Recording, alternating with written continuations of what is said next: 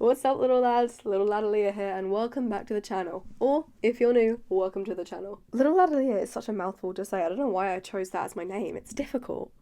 Little lad Aaliyah. Little lad Aaliyah. Hello, guys. Welcome to the channel. This is my first ever long form video, and I am so excited. So thank you so much for joining me. I was scrolling through Twitter one day, as my chronically online self loves to do, and I stumbled across this trailer. Everyone was getting pretty pissed about it, and after I watched the trailer, honestly, I got pretty pissed as well. So I decided to sacrifice my sanity for the sake of content, and I watched it. I watched the whole movie. And boy, have I got some opinions. I want to start off by saying that I'm an atheist who used to be Christian. I used to believe in God. I used to read the Bible. I used to go to church. The whole shebang. But I don't believe in God anymore. But for the sake of this video, we're going to try and go about this movie with the facts of the Bible. I'm not going to point out an inaccuracy every time God is mentioned, because that's just an opinion. So with that, let's put my minimal experience as a film studies student to good use and dive into the Mary movie. Before we start, real quick, I want to apologise for my setup. You're watching this from an iPad taped to the ladder of a bunk bed with a ring light behind it. And my script is on my phone down there. I did just want to apologise for that. Yeah, but regardless, I hope you can ignore the video quality of this video and still enjoy the words that I have to say. Let's actually get on with the video now.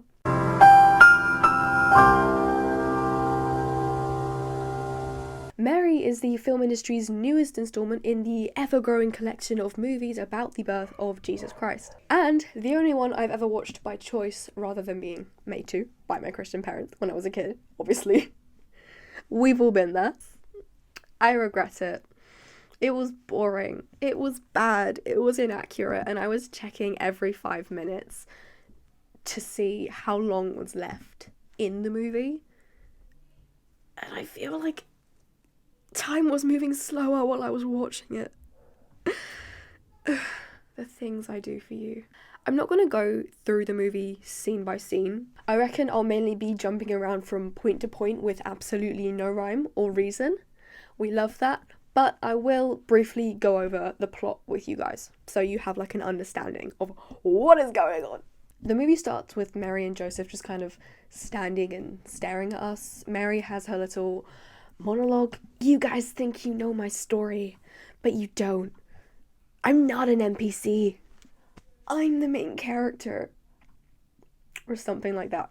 Then we jump back in time to Joachim, Mary's father, soon-to-be father, wandering in the desert. He's been apparently fasting for 40 days or something in the desert, and then he unalives. Not really, he just kind of collapses. Heat stroke, probably. And that is when our absolute queen, Gabriel, appears in his stunning blue robe. This part of the movie is a little bit boring, but basically Joachim and Anne, Mary's mother, are really sad they can't have a baby no matter how much they raw dog. Ow. But then our queen Gabriel says, nah girl, this isn't meant to be, you are having that baby. And so she has the baby, she has Mary. Then we get introduced to the lovely King Herod in all his old white man glory, preaching as he does that he is the king of the Jews, and he's great, apparently, according to him, I guess. Somehow, everyone already knows that this, saviour, Jesus, is coming before Mary's even hit puberty, which is really weird to me. I don't know if that was an actual thing in the Bible, but, did everyone know, 10 years before it happened that Jesus was gonna come and, be Jesus and stuff? Anyways, then we get a little snapshot of Mary's childhood. Gabriel says they have to ditch her at the temple, so they do that. Jump to a couple years later, Mary is still at the temple. She's, in her, 17 era. For about 5 minutes, I feel like they try to make her character very Rapunzel-esque. Oh, she's quirky, scrubbing the floors, potting her plants, she's dilly-dallying. No, I wasn't dallying. She's late to prayer, she takes bread and gives it to the homeless, how very sweet. And then they, stop doing that, which is just, I don't know. Then we have my favourite scene, our scene with our dear friend Lucifer, strangely erotic, very odd. There's a whole section on that later, I will get into it. It's so... What were we saying? Oh yeah, little warning for graphic language for like the next 30 seconds or something. I don't know, you can skip ahead if you want. Harold like gouges someone's eyes out, but like not. He like stabs them in with like the OG Christ crown. Right? I quite like this scene actually. It's quite a vibe. Like, you know the crown, the one with the thorns where he like stabs in when Jesus is like skinny and naked twink on the cross? He does that, but with like porcupine quills. I'm simply the prickly porcupine. Porcupine, sorry. I do not understand. So it's like that, but fancy, basically. I do not understand. He does a fancy thing. I do not understand. But he stabs it into this guy's eyes. And he's blind now, so that's nice. Okay, graphic part over. We meet Joseph. Joseph meets Mary. Joseph meets Mary's parents, and without knowing her name, he asks to marry her. Hello, sir. May I have your daughter's hand? Her hand? What? Yes, in marriage, sir. May I have it? Who are you? How do you know Mary? Mary. That's her name. But anyway, they do get married, which is sweet, I guess. And then we have a really interesting scene where I feel like they tried to have deep meanings. They tried to have deep meanings. So Mary goes into this room, right? I don't know what the room is exactly, but it's like warm lighting, it's got candles everywhere. I think it's quite nice, quite inviting. But you know what the movie did? You know what they made it? It represents hell. Right? And get this, you know why? Because she goes in there and she starts praying and she says to God, why is it your will that I marry this perfect stranger? And that guy is questioning God. And you know what happens when you question God? You go to hell and you burn. A lot in this movie, I think they really tried to play into the red, warm colours, evil, blue, good colours. Good. Because Gabriel's blue. He's a smurf.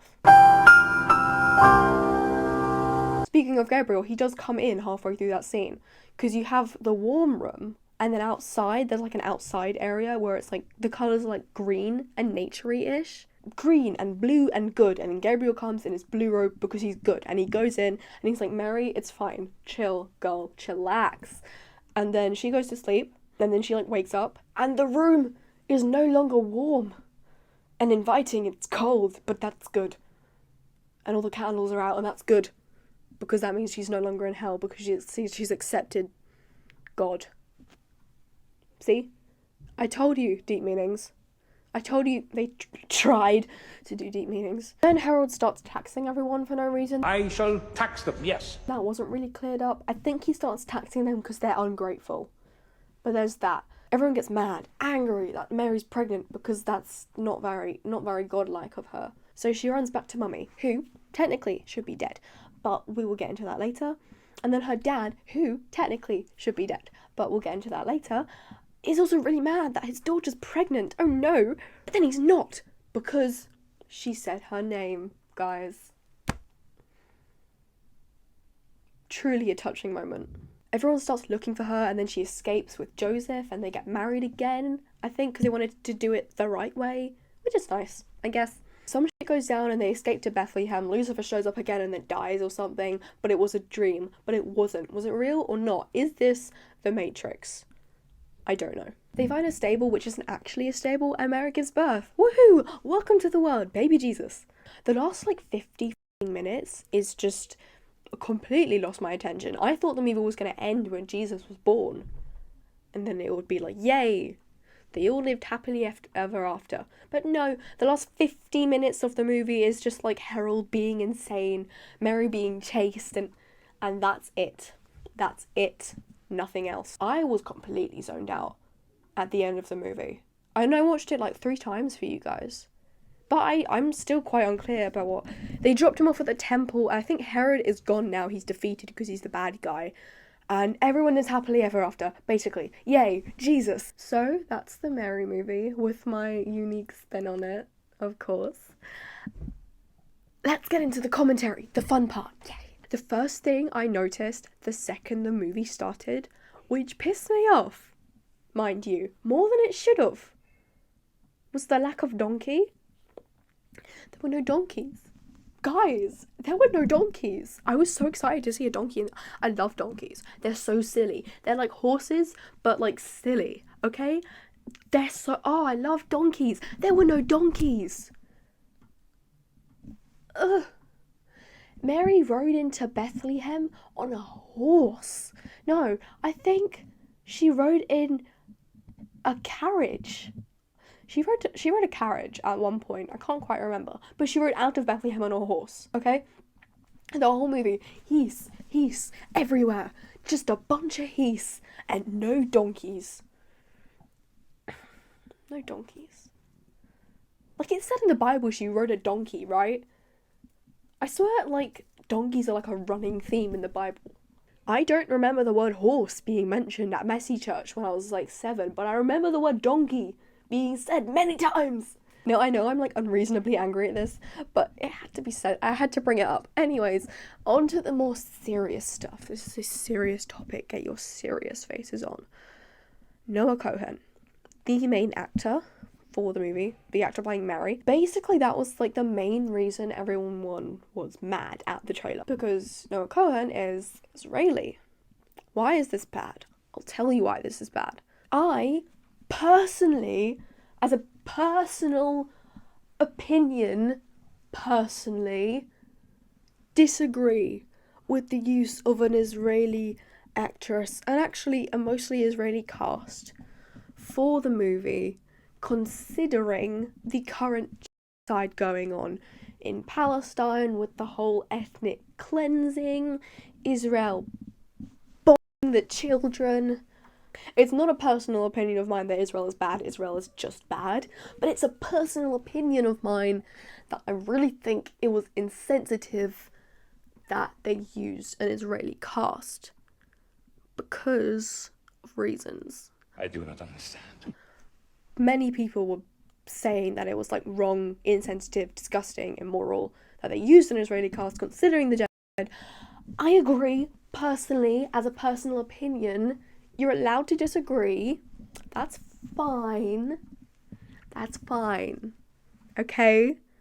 Don't sue me. If over the past 75 years, Israel hadn't been illegally and immorally taking over Palestinian land, then Jerusalem, the birthplace of this whole thing, would still be in Palestine, okay?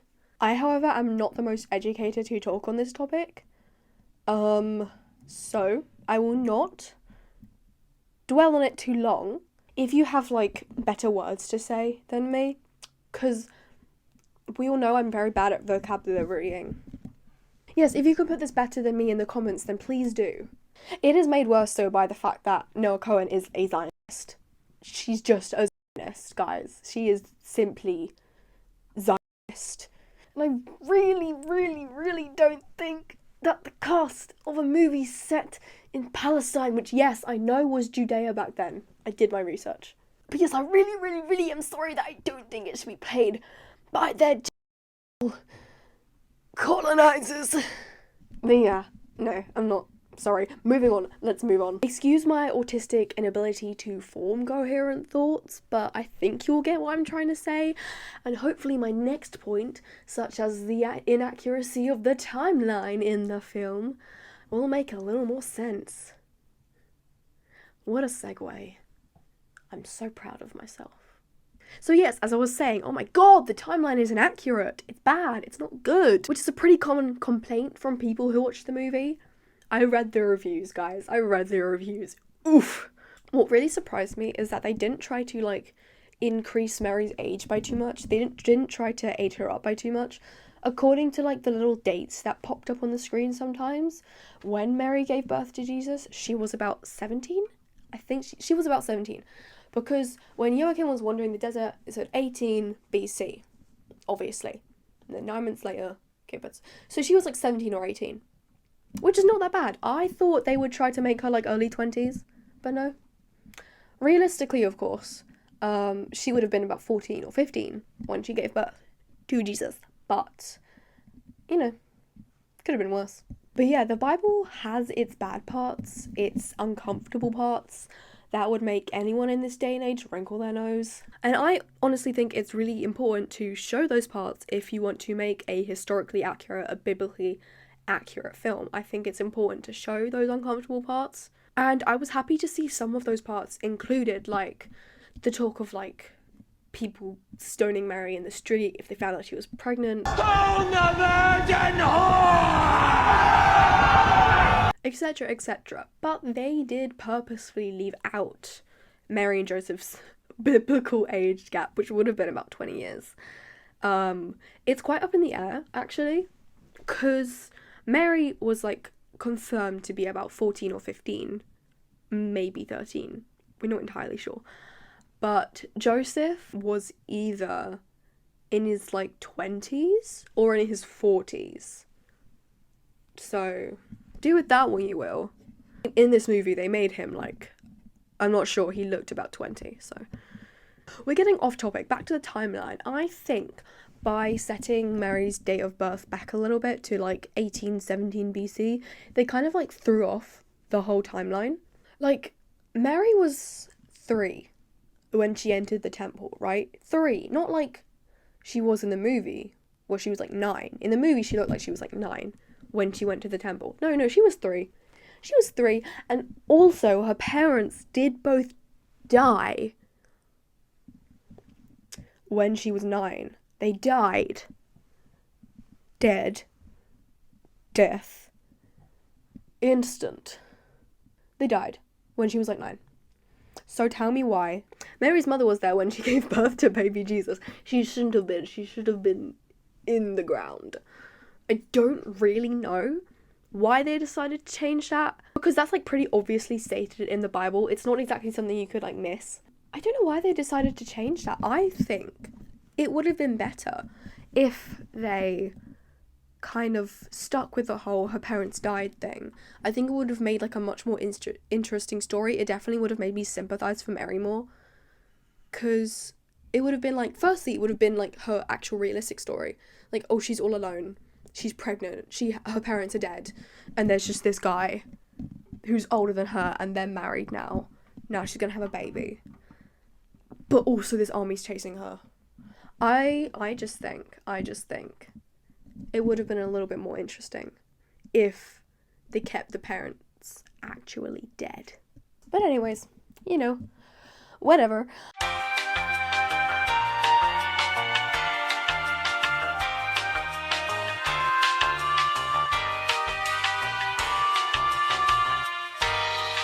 As I discussed before, when I said that I did like how they kept some historical accuracies within the movie, coming back to that point, one of the aspects that they kept were the very prominent gender roles that were present at the time. The men fought, worked hard in the fields, they provided for their family, they were the rulers, the leaders, and the women cooked and cleaned and did tapestries and sewing and stuff.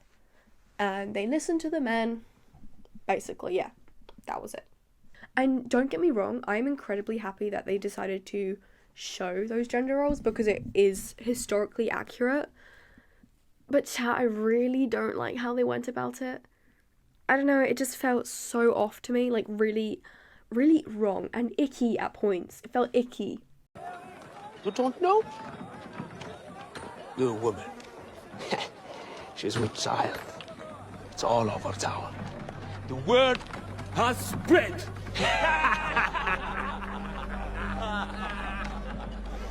Take it back. I can't take it back. The deed is done. The seed is planted. Kill her. Because not once, not a singular time in the entire movie, not once, not even like the teeniest little bit, was there a teeny tiny hint or implication that the prevalent gender roles were bad. There was not like a single moment where they were depicted as not good or something to fight against. they were kind of shown as like, this is how it was, and there's nothing wrong with that. Like, Mary was a strong goddamn woman. She gave birth in a stable at 15 with both parents dead and an army looking for her to kill her baby. She was a strong goddamn woman. But we don't see any of that shit. We don't see her strength. We see her relying on men for the entire movie. We see her referred to as property by Joseph and her parents and strangers. She doesn't do anything for herself. She's constantly under instruction of a man.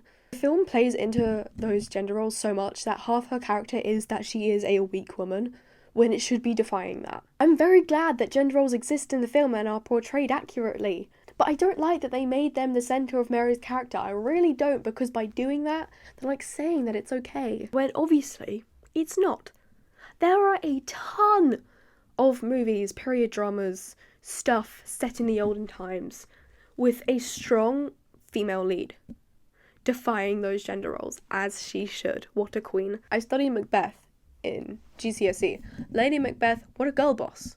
What a girl boss. Gaslighting, gatekeeping, girl bossing, and killing people. Or something. But yeah, if William Shakespeare, a man in the 1600s, can, like, write a strong female character, then why? Why DJ Caruso? Why did you have to make Mary a whiny little bitch? But yes, we still have stuff to talk about, obviously, of course, still on the portrayal of women. I do quite like talking about this because I am actually, like, I'm qualified to talk about the portrayal of women and stuff. Because I was one. I used to be. Not anymore. Now I'm a man. A big, strong, tough man. Watching this movie, it was so obvious that it was written by a man, particularly after Mary got pregnant. This scene, this one right here, gagged me, chat. Ugh. I had to take a breather after watching this. It's so fishy. It just is. Even besides that, I'm not sure if this is like the right word, but her like anatomy is like really off after she gives birth. I have no issues with the actual birth scene. It seemed like pretty accurate to me. The screaming, the pain, the torture, the torment. That was nice. I'm glad they included that. Which reminds me of something. I'm going to circle back around to that. Oh my god. But yes, unlike in the film, after birth, a woman's stomach doesn't just like back down. It doesn't just like go back flat down immediately after, like deflating like a balloon. It doesn't do that. If it did that, then like there wouldn't be like a bump. There would just be like a baby shape, like the shape of a baby. I do not understand. Because there's other stuff there too. The muscles are stretched. There's like excess fluid, swelling because of birth. There's loose skin. After birth, for like the next while, a woman's stomach will look like how it looked when like 5 or 6 months pregnant. This is quite a common thing in TV actually, where they don't show that. They did it in Superstore though. They did it in Superstore when Amy gave birth. They did it in Superstore. They did. Yeah, pregnancy and birth isn't just like a quick little 9-month thing where the woman's body reverts immediately back to how it was right after popping that baby out. It takes months to recover. It's exhausting and it's hard whether you gave birth to the Son of God or not. Mary is like so agile right after giving birth. Like she's running around, she's like up in ceilings, she's jumping off roofs. Right after giving, she's riding horses. Girlie, I know your must be aching. She's just running around and shit. Like she didn't just push a human out of her vagina.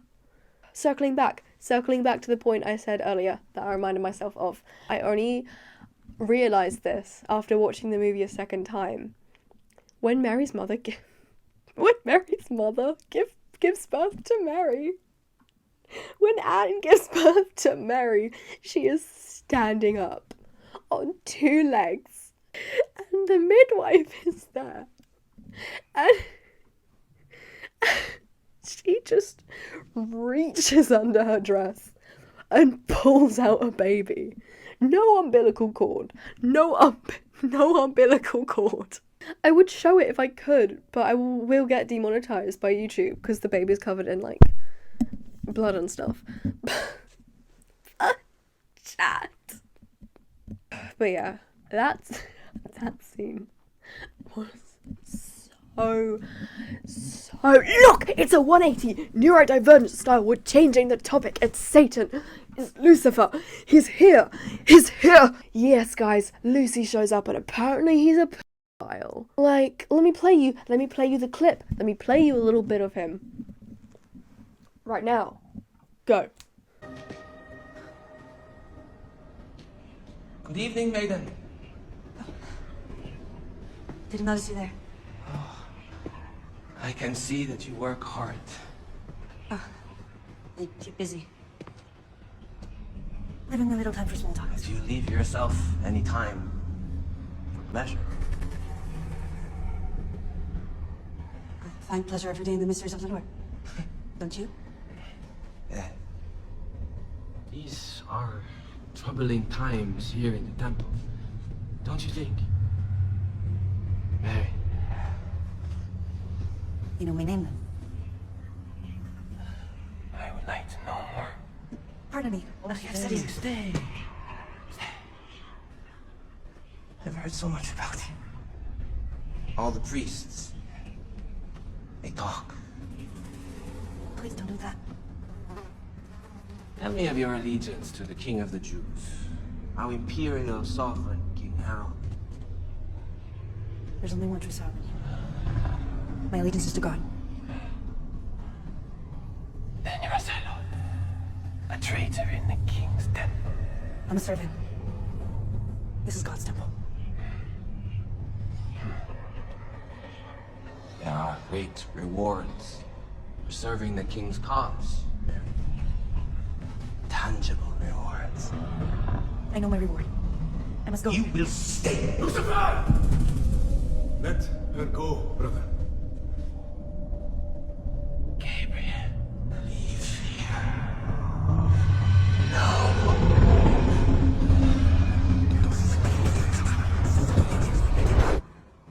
He just gives pedophile for no reason? Now, like guys, I know that like in the Bible, Lucifer is like the token bad guy. He's the bad guy. And I don't expect them to make him the good guy in a movie about the Bible. I don't. But why is he just a pervert? Oh, because he's temptationing her. No, guys, it's just icky. It makes me uncomfortable, but not in like the good way, like in Human Centipede, how that made me uncomfortable. It just makes me uncomfortable, like in the bad way. All of the scenes that Lucy is in, which is 2 by the way, 2 that do not contribute to the plot at all. He could have just not come in the movie, but whatever. But of those 2 scenes, they really tried to like play up the supernatural part, the supernatural element, which feels so out of place. Like with the camera shaking and there's blood leaking out of his eyes for no reason and just levitating her, I guess, because why not? It really like pulls me out. Like it looks cheap. Like it looks like those supernatural movies in the 90s when they were genuinely trying their best with like the limited effects, limited budget kind of thing. But this is 2024 and you had a huge budget. It was really like uncanny and it jerked me away from the immersion. Because yes, guys, as shit as this movie was, at times it was immersive. At times. Like when our Queen Gabriel appears on stage. I love Gabriel, guys. Oh, stunning. But the Lucy scenes were just such a jarring shift from like the vibe of the rest of the film that it like made me do like a double take. It was just so odd. I really, really like what they did with Angel Gabriel, how he always like starkly stood out from his surroundings with his stunning blue robe. I cannot get over that robe, guys. I need that robe. And I like how he really like caught us off guard sometimes with how he seemed to teleport around or rather be everywhere at once. Deep meanings. That was enough to communicate his angelic supernaturalness to us like really effectively, really successfully. And I kind of wish they did something similar with Lucifer, you know? But yeah, the scene just doesn't make any sense. Like, oh, Lucy shows up, starts acting like a pedo, Gabriel shows up. They have a staring contest. The camera shakes, and then he disappears. What? No. What? No. I'm sorry for the lack of segues in this video, but we're vibing. We're vibing with, like, randomly hopping from topic to topic, right? Like, the topic of small inaccuracies that annoyed me. The lack of attention to detail. Not to, toot my own horn, but as a film studies student, I really, really love it when films pay attention to detail. They have those, like, teeny tiny details that you only notice, like, the 5th time watching it, and you notice it, and you go like, oh my god, that's so cool. I love it when films do that. I love it. And I hate it when they don't. And it's really noticeable when they miss out on them. Let's list a few. Like Joachim, when he was wandering in the desert, apparently fasting for 40 days. Bro was not malnourished. Bro was not malnourished at all. God. How have you not eaten for 40 days and you look like that? He looks perfectly healthy. Other than the heat stroke that he had, he looks perfectly healthy. I would know.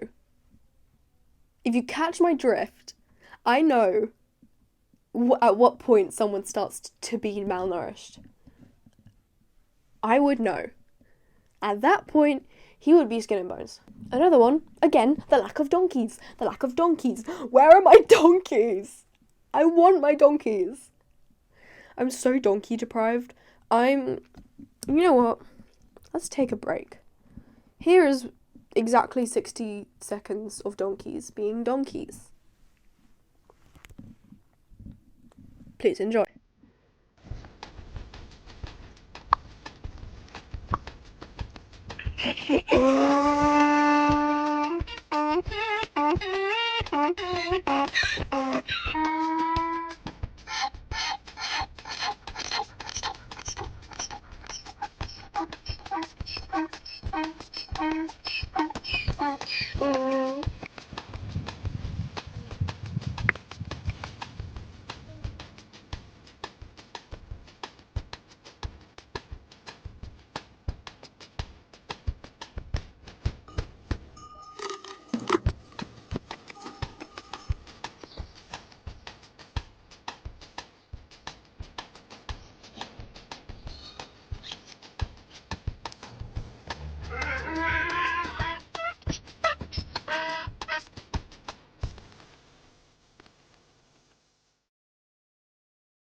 Did you enjoy? I know I did.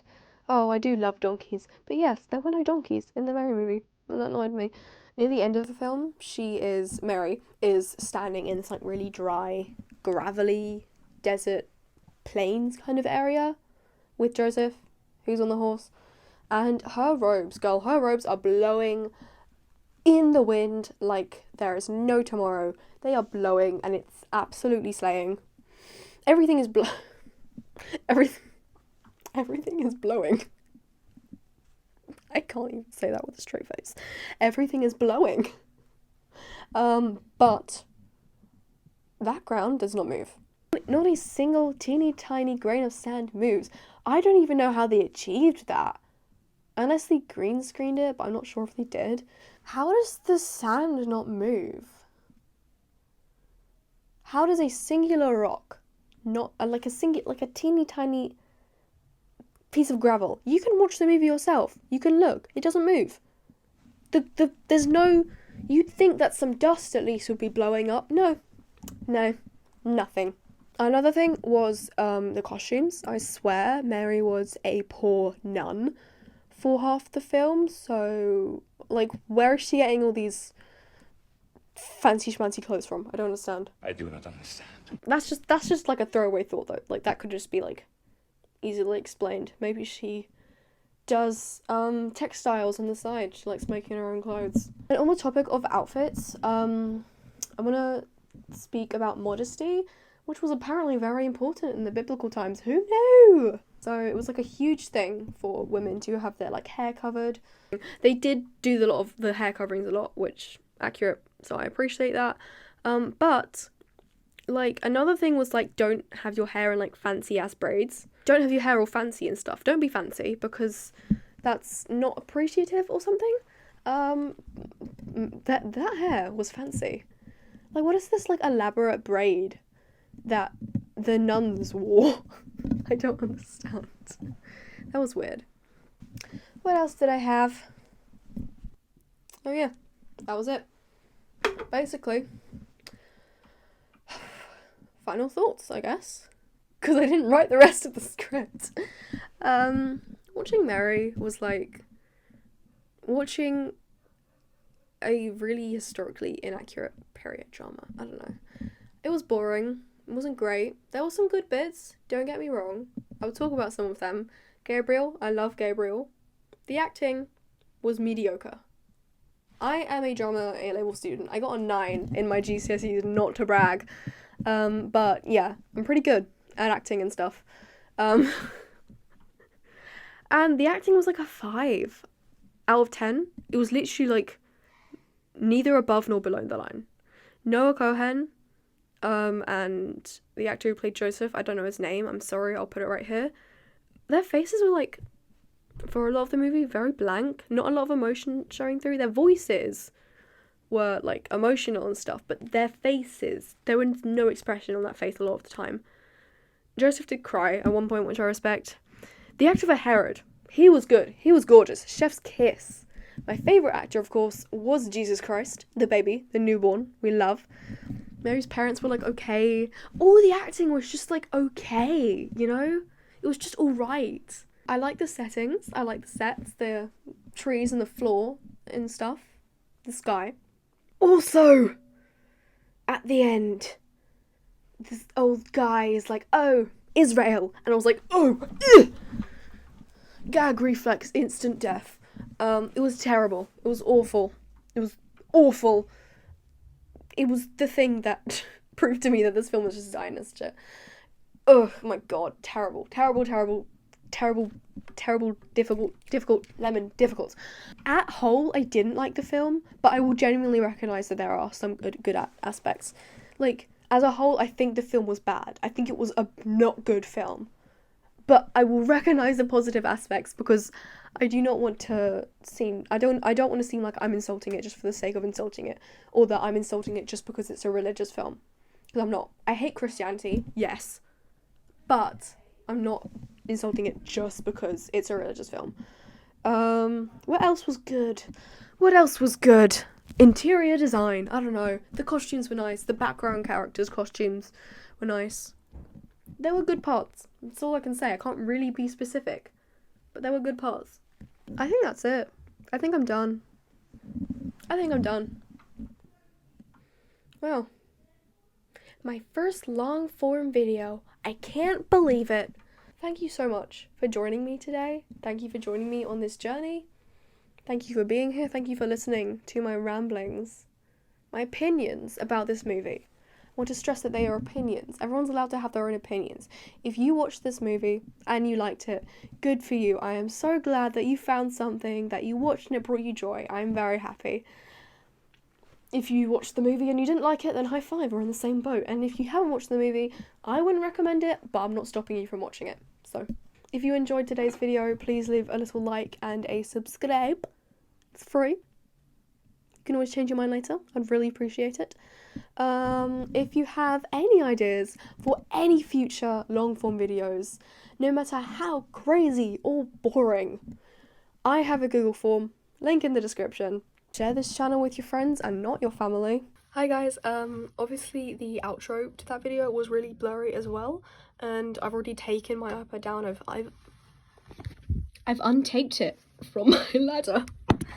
So that's fun. So I just wanted to record this outro properly. Yeah, I just wanted to say thank you so much for watching. This has always been a dream of mine to do long form content, and I've worked really, really hard on this video. I've spent like weeks writing this script because I wanted to get it right. I'm just so happy that I've made it this far, and we're almost at 20k as well. Yay, so exciting. Maybe if you subscribe. Yeah, I really appreciate you watching this video. I really appreciate everyone who's been here with me on this journey. I'm so happy, and I really hope that I will be doing this for a very, very long time. Yeah, thank you so much for watching. Remember to drink some water, eat your favourite food. Remember you are loved and appreciated and cared for by everyone in your life. I love you so much. And I will see you in the next video. Bye!